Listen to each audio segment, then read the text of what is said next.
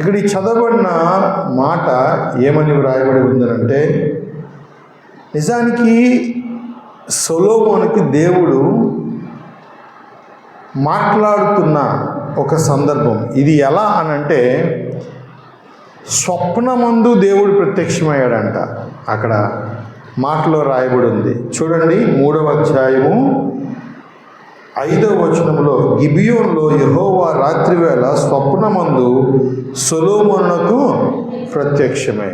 దేవుని ప్రత్యక్షతల్లో, దేవుడు మాట్లాడే విధానంలో మరొక కోణం ఏమిటంటే, ఆయన స్వప్నమందు కూడా మాట్లాడతాడు. చాలా సందర్భాల్లో మనకి కొన్ని స్వప్నాలు మనల్ని హెచ్చరిస్తాయి, కొన్ని స్వప్నాలు మనల్ని ఆహ్లాదకరంగా చేస్తాయి, కొన్ని స్వప్నాలు భయపడతాయి, కొన్ని స్వప్నాలు మనల్ని ఒక్కొక్క రీతిగా తీసుకుని వెళ్తాయి. కానీ కొన్ని సందర్భాల్లో దేవుడే ఆ స్వప్నమందు మనల్ని దర్శించే రీతిగా ఉంటుంది. దానికి ఉదాహరణగా దేవుడి యొక్క లేఖనాన్ని వ్రాయించి ఉంచాడు. అసలు సొలొమోను పట్టాభిషేకము అయ్యే పరిస్థితుల గురించి మీరు ఆలోచన చేస్తే అసలు చాలా భయానకంగా ఉంటుంది. నిజానికి దావీదు మొదటి అధ్యాయంలో ఉంటుంది, దావీదు బహువృద్ధుడైపోయిన పరిస్థితుల్లో, అతనికట ఆ వేడి కలగని పరిస్థితుల్లో, అక్కడ ఎన్ని బట్టలు కప్పినా అతనికి వేడి కలగలేదంట. అలాంటి సమయంలో ఒక చిన్న దాన్ని తీసుకుని వచ్చి తన కౌగిట్లో ఉంచడానికి, ఆ వేడిని కలిగించడానికి అభిషై అనే ఒక షూనేమీరాల్ని వారు వెదికి తెచ్చిన తర్వాత, రాజుకి కొదువేముంది, రాజు ఏదైనా చేయగలడు. కానీ దేవుని యొక్క లేఖనం సెలవిస్తుంది, ఆ బిడ్డను ముట్టకుండానే తనకు ఏదైతే అవసరమో అంతవరకే ఆ బిడ్డను కలిగినట్లుగా చూపిస్తున్న సమయంలో, నిజానికి అలాంటి పరిస్థితుల్లో తన కుమారుడైన అదోనియా, ఆ గీతు కుమారుడైన అదోనియానని రాయబడి ఉంటుంది. ఆ అదోనియా రాజు వృద్ధుడైపోయాడు కాబట్టి, రాజు ఇంకా శక్తి లేనివాడిగా ఉన్నాడు కాబట్టి, రాజుకి ఇంకా ఎవరు కూడా చెప్పలేరనే ఉద్దేశంతో తనకు తానుగానే రాజుగా ప్రకటించుకుంటాడు. తనకు తానుగానే అనేక మందిని ఏర్పాటు చేసుకుంటాడు. తనకు తానుగానే రాజరకానికి వచ్చిన వ్యక్తిగా తను ఆలోచన చేసుకుంటూ ముందుకెళ్తున్న సమయంలో దైవ సేవకులు ఏమని చేస్తారనంటే, బెత్షెబా ఆ యొక్క స్త్రీతో మాట్లాడుతూ, నీకు ఈ విషయం తెలుసుందా, అదోనియా రాజు అయిపోయాడు, ఈ విషయము ఆ యొక్క రాజుగారికి దావీదుకు తెలియదు అన్నని మొదటి అధ్యాయంలో ఈ మాటలు వ్రాయబడి ఉంటాయి. అయితే ఆ మాట్లాడిన మాటలు అయిపోయిన తర్వాత ఆ బెత్షెబాతో మాట్లాడినప్పుడు 11వ వచనంలో ఆ మాటలు రాయబడి ఉంటుంది చూడండి. అప్పుడు నాతాను, మొదటి అధ్యాయం 11, సొలొమోను తల్లి అయిన బెత్షెబాతో చెప్పినదేమనగా, హగ్గీతు కుమారుడు అదోనియా ఏలుచున్న సంగతి నీకు వినపడలేదా? అయితే ఈ సంగతి మన ఏలువాడైన దావీదునకు తెలియకనే అన్నది. తెలియదు. ఎందుకనంటే రాజు వృద్ధుడైపోయాడు. నిజానికి సొలొమోను అంత ఈజీగా రాజు అవ్వలేదు. సొలొమోను బ్రతుకంతా పోరాటమే. ఎందుకు? బెత్షెబా యొక్క పరిస్థితి మీరందరికీ తెలుసు. సొలొమోను యొక్క తల్లి బెత్షెబా. ఆవిడ దావీదు దగ్గరికి ఎలా చేరిందో అదొక ఒక పెద్ద దానిగా ఉంది. మనం తెలుసుకోవాలనుకుంటే నిజానికి దావీదు యొక్క భక్తి జీవితంలో ఒక భయంకరమైన మచ్చగా ఉన్నది ఎక్కడండి? బెత్షెబా. బైబిల్లో కూడా సెలవిస్తుంది, బెత్షెబా విషయంలో తప్ప దావీదు ఎక్కడ కూడా తప్పు చేయలేదని రాయబడి ఉంది. ఎందుకు? ఆ యొక్క సమయంలో రాజు యుద్ధం చేయాలి. రాజు యుద్ధానికి వెళ్ళి తన సైన్యానికి ముందుగా నడిచి ఆ యుద్ధంలో పాల్గొవలసిన వ్యక్తి అతడు ఏం చేశాడనంటే రాజనగరి మిద్ది మీద తిరుగుతాడు. చాలా సందర్భాల్లో పొరపాటు, తప్పు లేదా పాపం ఎప్పుడు జరుగుతుందనంటే మనము చేయవలసిన పని మనకి చేయకుండా మనము నిలుపుదలగా ఉండి మన యొక్క జీవితాన్ని వేరొక వైపు మళ్లించుకునేటప్పుడు దేవునికి వ్యతిరేకమైన పని చేయడానికి ఒక అవకాశం ఏర్పడుతుంది. దాని ద్వారా మన జీవితంలో ఒక మచ్చ ఏర్పడుతుంది. అదే ఆ ప్రార్థన, అదే దేవుని యొక్క పని, అదే ఆలోచన కలిగి ఉంటే ఈ యొక్క పని జరగడానికి అవకాశము ఉండేది కాదు. అయితే ఇప్పుడు చూడండి, వీళ్ళు ఎంత భయపడడానికి లేదా ఈ యొక్క దైవ సేవకుడు ఆ స్త్రీతో చెప్పడానికి ఒక కారణం ఉంది. ఎందుకనంటే ఒకవేళ దావీదు ఉన్నంత వరకు వాళ్ళకి రక్షణ కలదు, దావీదు ఉన్నంత వరకు వాళ్ళు ఎవరిని కూడా ముట్టరు. కానీ దావీదు లేకపోయాడు అనుకోండి, ఆ మాట నెరవేర్చబడదు. రెండవది, వాళ్ళు దోషులుగా చూస్తారు. కానీ మీకు మాట, బెత్షెబాతో అప్పుడే నా కుమారుని నేను ఖచ్చితంగా రాజును చేస్తాను అని చెప్పిన మాట అప్పుడు జ్ఞాపకం ఉంది. ఆ మాటను దైవజనుడు జ్ఞాపకం చేయగా అతను అంటాడు, నేను నీకు ఒక ఆలోచనను చెప్తానని అని చెప్పి మనవి చేయటానికి బెత్షెబాని పంపించిన తర్వాత వెంటనే దైవజనులు కూడా, నేను చాలా షార్ట్గా మీకు చెప్తున్నాను, దైవజనులు కూడా వెళ్ళి ఆ మాటలు స్థిరపరిచిన తర్వాత, అయ్యా ఇలా అదోనియా ఇలా ఉన్నాడని అనగానే వెంటనే అతడు ఈ దినాన్ని నేను మీకు మాటను నెరవేరుస్తానని చెప్పి అతన్ని తైలపు కొమ్ముతో ఆ యొక్క అభిషేకించి సొలొమోన్ని రాజుగా చేస్తారు. సొలొమోన్ని రాజుగా చేసిన ఆ సమయంలో ఇక్కడ నేర్చుకోవాల్సిన కొన్ని అంశాలు ఏమిటనంటే, మనకి వాగ్దానం ఉంది కదా అని చెప్పి వాగ్దానాన్ని బట్టి మనం మామూలుగా మనం నిలుచున్నాం అనుకోండి, ఆ వాగ్దానం నెరవేర్చబడదు. ఆ వాగ్దానం నెరవేర్చబడడానికి కొన్ని అడుగులు వేయాల్సి ఉంటుంది. బెత్షెబాకు సొలొమోనుకు వాగ్దానము ఉంది, దావీదు చేశాడు. కానీ అది నెరవేర్చబడే సమయానికి అననుకూల పరిస్థితులు ఉన్నాయి. అప్పటికే అదోనియా రాజుగా ప్రకటించుకున్నాడు. రాజకుమారుని పిలిపించి అందరూ కూడా చక్కగా విందు చేసుకుంటున్న సమయంలో ఎవరు వింటారు, ఎవరు మనకు సహాయం చేస్తారు అని అనగానే మన సహాయము దేవుని యొక్క సన్నిధి నుండే వస్తుంది. ఎందుకనంటే ఆ ఆలోచన చెప్పింది, ఆ స్త్రీని మళ్ళా కలుసుకున్నది దైవజనుడే.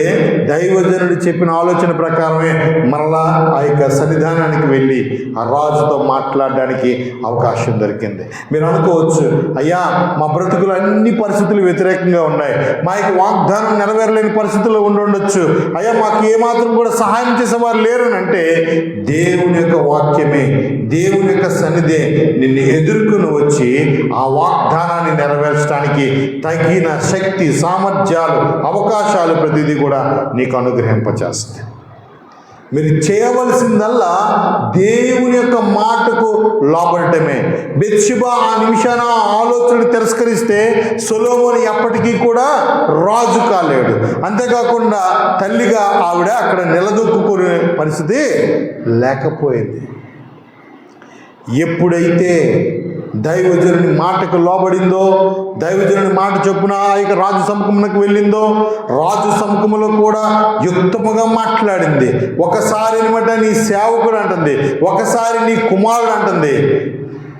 చూడండి, మనం మాట్లాడేటప్పుడు కూడా మన మాటల్లో పొందిక అవసరం.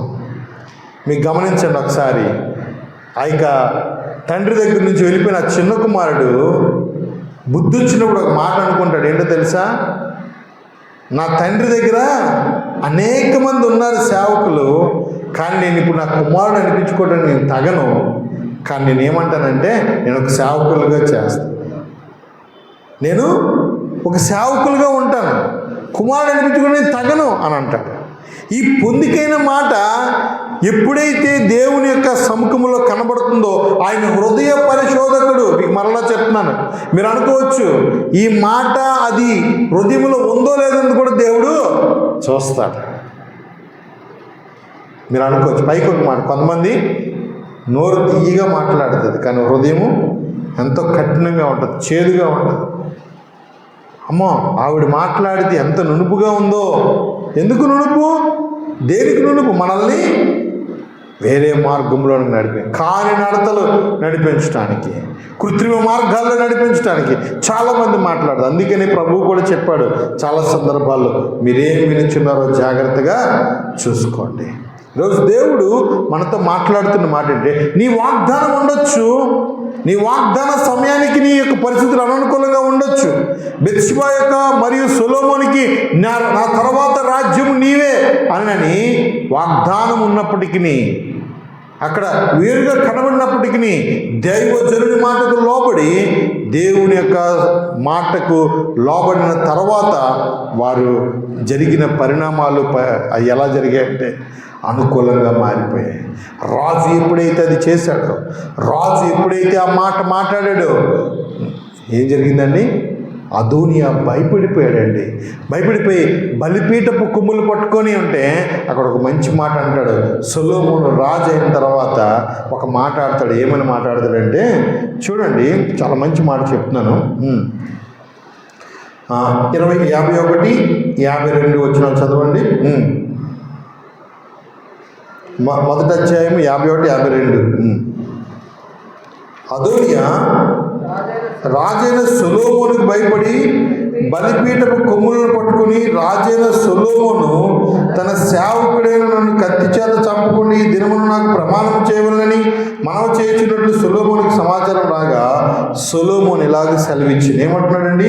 అతడు తనను యోగ్యునిగా అగపరుచుకుని ఎడ్ల అతని తల వెంట్రుకల్లో ఒకటేళ్ళు క్రింద పడదు కానీ అతని యందు దౌష్ట్యము కనబడిన ఎడ్ల అతనికి మరణశిక్ష వచ్చునని సెలవిచ్చాడు. చాలా ఉన్నతమైన మాట.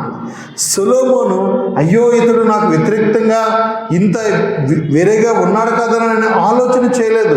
దేవుని యొక్క సముఖములో అతను బలిపీఠపు కొమ్ములు పట్టుకున్నాడని దేవుని యొక్క చిత్తానికి భయపడి, దేవునికి ఆలోచనకు భయపడి వ్యక్తిగా సొలొమోను కనబడుతున్నాడు. ఏమన్నానంటే అతడు యోగ్యుడిగా కనబరుచుకున్నాడు అనుకోండి, అతనికి ఏమీ అవ్వదు.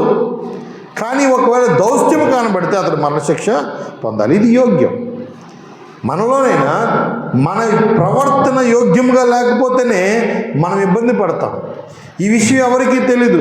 మనం ఏమనుకుంటామంటే దేవుని యొక్క సన్నిధానంలో ఉన్నంతసేపే దేవుడు మనతో పాటు ఉన్నాడని అనుకుంటాం.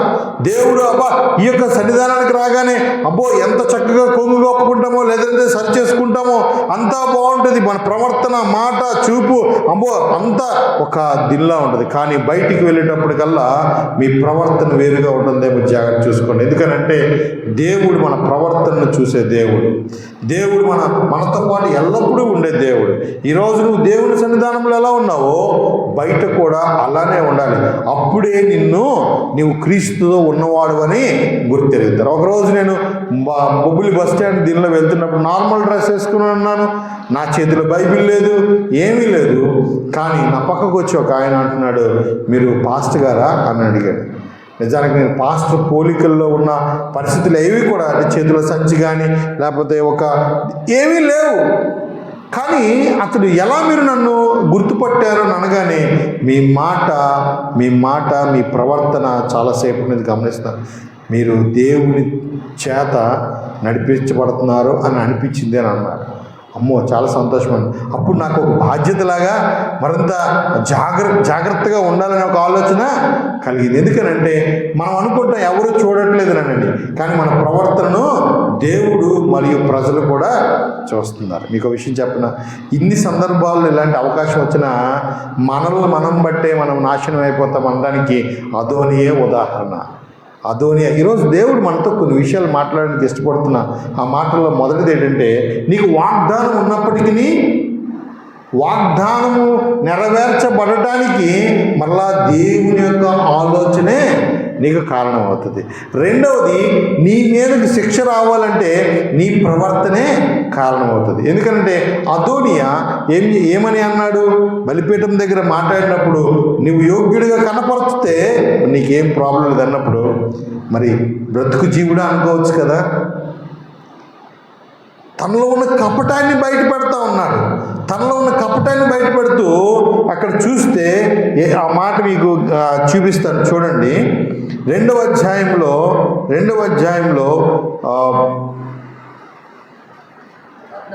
14 వచనం చదవండి. నీతో చెప్పవలసిన మాట ఏమిటి ఉన్నదనను ఆమె అది చెప్పుమనగా అతడు రాజ్యము నాదైననియు నేను ఏలవలనని ఇశ్రాయేలందరూ తమ దృష్టి నా మీద ఉంచుననియు. నీవు ఎవరితో మాట్లాడుతున్నాడండి? వాగ్దానం పొందుకున్న స్త్రీతో మాట్లాడుతున్నాడు. ఒక స్త్రీ అని సింపుల్గా మాట్లాడుతున్నాడు. సొలొమోను రాజుని భయపడి అక్కడ మాట్లాడుతూ ఉన్నాడు. సొలొమోను తల్లితో ఏమని మాట్లాడుతున్నాడు? నేను రాజునని, అంతే కదమ్మా, నాది అతడు నా రాజ్యము నాదై ఉండేనని, అంతేకాకుండా నేను వల్ల ఇశ్రాయేలీయులందరూ కోరుకుంటున్నారని నువ్వు ఎరుగదు. అయితే రాజ్యము నాది కాక నా సహోదరుని దాయను. అంతేకాకుండా ఏమంటే అది మళ్ళీ అక్కడ కూడా మాటలో కందిరితనం. పైకి దేవుణ్ణి పూడుతున్నట్లుగానే ఉంది, తనలో ఉన్న ఆహాన్ని చూపించుకుంటూ ఉన్నాడు. రాజ్యము నాది, ప్రజలందరూ నా వాళ్ళు, కానీ నా పక్కోడే అయిపోయింది. ఎవరితో మాట్లాడుతున్నారండి? ఈ రాజు తల్లితో మాట్లాడతాడు. రాజు తల్లితో మాట్లాడితే అలా మాట్లాడుతూ ఒక మాట నేను మనవి చేసుకుంటున్నాను, నువ్వు అది కాదనుకో, నాకు అభిషేకనిచ్చి పెళ్లి చేయనని అంటాడు. నాకు ముందు అర్థం కాలే, ఎవరి అభిషేకం అనుకోకంటే రాజు కౌగిట ఉండడానికి ఏర్పాటు చేయబడిన ఆ చిన్నదాన్ని ఎతట.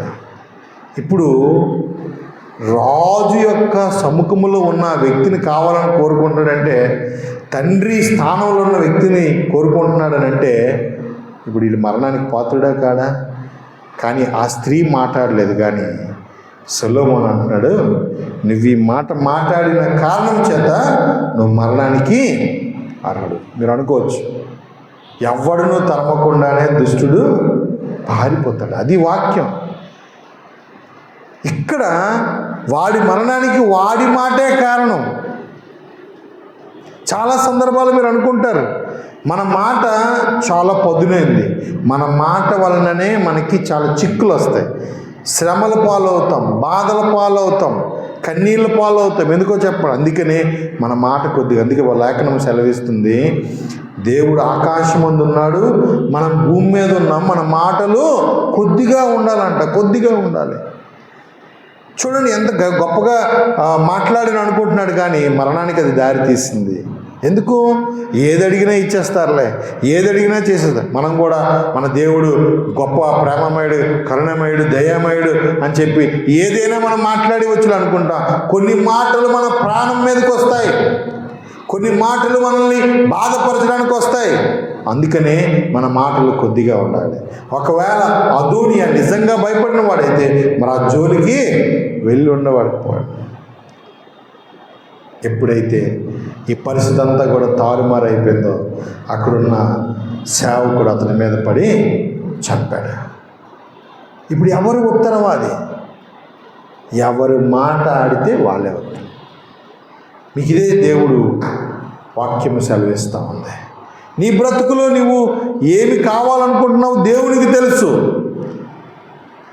అక్కడే మాట్లాడుతాడు, యెహోవా వలన అతనికి సంప్రాప్తమైందని అంటున్నాడు. మరి యెహోవా చేసినప్పుడు అతను ఏమౌనం అవ్వాలి? దేవుడే చేశాడన్నప్పుడు మౌనం వహించాలి.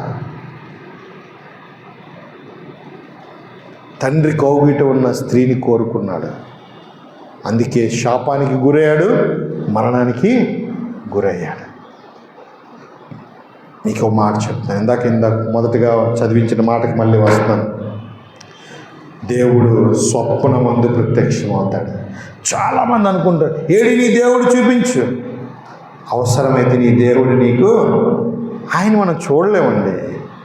ఒక సూర్యకాంతినే చూడడానికి 2 కళ్ళు పేలిపోతాయి అన్నట్టుగా ఉంటే, కొన్ని కోట్ల సూర్యకాంతి తేజస్సు కలిగిన, వెలుగు కలిగిన దేవుణ్ణి మనం చూడటం. బైబిల్లో ఒక మంచి మాట ఉంటుంది, దేవుని యొక్క వెలుతనమాట మనుషుల జ్ఞానము కంటే ఈ జ్ఞానం గలదట. మరి ఈ జ్ఞానంతో దేవుని యొక్క వెలుతనాన్ని కొలవలేము కదా. మరి దేవుని యొక్క జ్ఞానాన్ని మనం ఎలా కొలగలం? మనిషికి ఊహకు అందుతుందా? ఈ మనిషికి అందదు. అందుకనే తన్ను తానుగా మనకి ప్రత్యక్షపరుచుకున్నాడు, తన్ను తానుగా మన మధ్యలోకి శరీరధారిగా వచ్చాడు, తన్ను తానుగా మన యొక్క ప్రతి ఒక్క మన ఆలోచనలు ఎరిగిన వ్యక్తిగా ఉన్నాడు. అందుకే మనకు సహాయం చేయవాడుగా ఉన్నాడు. అందుకనే మన స్థానంలో ఆయన శిక్ష అనుభవించి ఆయన తిరిగి లేచి సజీవుడిగా 40 దినాలు ఈ భూమి మీద కనపరుచుకున్న తర్వాత పరలోక రాజ్యానికి ఆరోహణమయ్యాడు. మీకు మాట చెప్తున్నాను, ప్రతిదీ రికార్డెడే. ఈ రోజున మార్పులు చేయడానికి చాలా పడుతున్నారు, కానీ ఆ మార్పు చేయడానికి చేస్తున్న ప్రతిసారి ఏదో ఒక దెబ్బ, దేవుణ్ణి ముట్టడానికి వచ్చారా? వారి చావును వారే కోరుకున్నట్టు. ఎందుకనంటే ఆయన సజీవుడు, ఆయన ఎప్పుడు కూడా తన ప్రజల యందే ఉంటాడు. వాగ్దానం ఇచ్చిన దేవుడు వాగ్దానం నెరవేర్చడానికి ఆ రీతిగా ఉన్నప్పుడు ఇప్పుడు అసలు పరీక్ష ఎక్కడొచ్చిందో తెలుసా? సొలొమోను యొక్క హృదయాన్ని పరీక్షిస్తున్నాడు దేవుడు. రాజ్యం అయిపోయింది, ఇప్పుడు మనం విర్రవీగుతాడా లేదా, ఏం కావాలి కోరుకోనంటే ఇప్పుడు సొలొమోను కోరుకునేది ఏంటి? అయ్యా నాకు బుద్ధి చాలదు, జ్ఞానం చాలదు, వీళ్ళందరినీ ఏళ్ళటం నాకు ఏం చాలదు, నాకు జ్ఞానం ఇవ్వను అన్నాడు. చూడండి ఎంత ముచ్చటగా అడిగాడు. ఎక్కడిది? నిద్రలో. అందుకని అంటాడు, నిద్రలో అడిగినా ఆ నిజమే చెప్తాడని అంటారు. ఈ రోజుకి కూడా దానికి ఒకలాంటి టెస్ట్ అంటారు మన వైపు, నార్కో ఎనాలిసిస్ టెస్ట్. మనల్ని ఏం చేస్తారంటే ఒక చక్కరైన ఒక సూది ద్వారా ఒక మంచి మందుని పంపిస్తారు.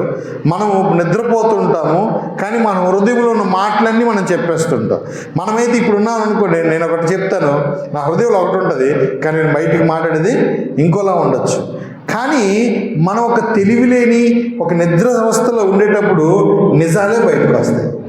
యేసు ప్రభువు కూడా ఒక నార్క్ ఎనాలిసిస్ టెస్ట్ సొలొమోనుకి పెట్టాడు.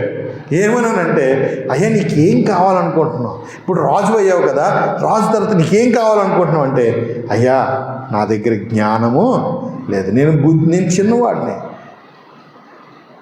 దేవుడు మనకి ఇచ్చిన తర్వాత మనల్ని పరిశోధించినప్పుడు మన మాటలు కొద్దిగానే ఉండాలి, ఆయన మీద ఆధారపడేటట్టుగానే ఉండాలి. సొలొమోను ఆయన మీద ఆధారపడి ఉన్నాడు. ఎందుకంటే బుద్ధి జ్ఞాన సర్వసంపదలు ఆయన యందు గుప్తములైనవని కొలసీ పత్రికలో రాయబడి ఉంది. ఈ మాట అప్పుడే సొలొమోను ఎరిగి ఏం చేశాడో తెలుసా? నేను ఇందాక చదివిన మాట, అన్నిటితో పాటు దీర్ఘాయుష్ను కూడా ఇస్తూ దానికి ఒక రీజన్ చెప్తున్నాడు. నువ్వు దీర్ఘాయుష్ను కానీ అన్నీ మీకు తెలుసు.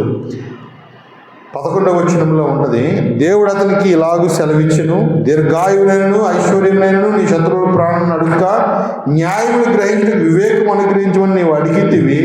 నీవు ఇలాగ అడిగినందుకు నీ మనం ఆలకించిన బుద్ధి వివేకములు గల హృదయం నీకు ఇచ్చుచున్నాను అని చెప్పాడు. దాన్ని ఇస్తూ ఇందాక నేను చదివిన దానికి మళ్ళీ వస్తాను, ఆ మాట చెప్పి నేను ముగిస్తాను. 14వ వచనం, మరియు నీ తండ్రి అయిన దావీదు నా మార్గములలో నడిచి నా కట్టడలను నేను నియమించిన ధర్మం అంతటిని గైకొనున్నట్లు నీవు నడిచి వాటిని గైకొనిన యెడల నిన్ను దీర్ఘాయుష్మంతునిగా చేసేది. ఎందుకు దీర్ఘాయుష్తో అవసరం? నువ్వు బ్రతికుంటేనే ఆ రాజ్యాధికారం ఉంటుంది, నువ్వు బ్రతికుంటేనే ఆ యొక్క బలాన్ని నువ్వు ప్రదర్శించగలుగుతావు, నువ్వు బ్రతికి ఉంటేనే ఆ రాజ్యం యొక్క శక్తిని నువ్వు అనుభవించగలుగుతావు. ఎందుకు దీర్ఘాయుష్తో దేవుడు ఇచ్చాడు అని అంటే కేవలం అక్కడే మాట ఏంటంటే, నీవు తండ్రి నడిచిన మార్గంలో నీవు తండ్రి వదిలిపెట్టిన రాజ్యాన్ని తీసుకుంటున్నావు, కానీ నువ్వు చేయాల్సింది ఏంటో తెలుసా? తండ్రి నడిచిన మార్గము, ఆయన గైకొనిన ధర్మం అంతటిని నీవు నడవాలి. హల్లెలూయా.